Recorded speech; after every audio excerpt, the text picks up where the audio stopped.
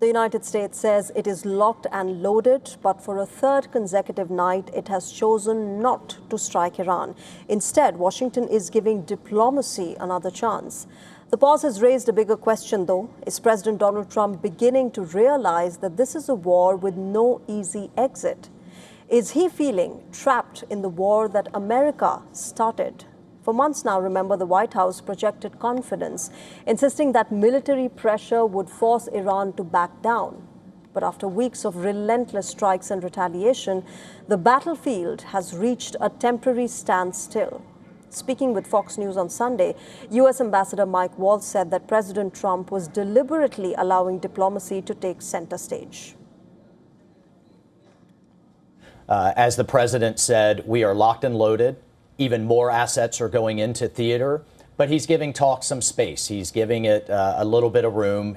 We've had both Oman and Iran and a number of our other negotiators engaged at every level, from the most senior levels all the way down to the technical level over the past few weeks, and particularly in the past few days.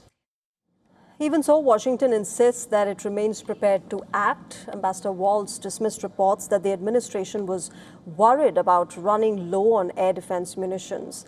The military campaign had been relentless. For 13 consecutive nights, U.S. forces struck Iranian targets, saying that the objective was to reduce Tehran's ability to threaten shipping in the Strait of Hormuz.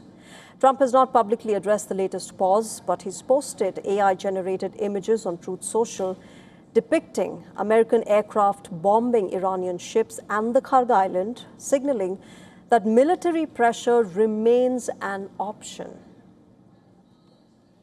The realistic scenario is that they both understand that this cannot continue like this forever. The United States can't afford to continue to exhaust supplies of its munitions. It can't afford the economic hit of all of this. And of course, as you said in your report, the American midterms are only 100 days away. According to reports, the decision to halt the bombing followed advice from senior military officials. They believed that the campaign had achieved most of its objectives and that further strikes would yield limited gains. Meanwhile, the Pentagon has updated its casualty figures. More than 140 additional wounded service members have been added to its official database. The revised figures show that Operation Epic Fury has now left 14 U.S. service members dead and more than 400 wounded. The updated numbers come after the Pentagon revised down casualty figures that had been reported only days earlier. In response, Tehran has responded by announcing that it had suspended its retaliatory attacks. Iran claims the United States is now stuck and struggling in a war that it cannot win. Foreign Ministry spokesperson Ismail Baghai said that Tehran remains firmly in control of the Strait of Hormuz and is not seeking direct talks with Washington. We have never allowed and we will never allow the United States to determine when there is war or peace. We will defend ourselves whenever our interests require it, whenever our circumstances require it. Whenever we believe we can use diplomacy as a tool to safeguard our national interests, we will certainly use it as such.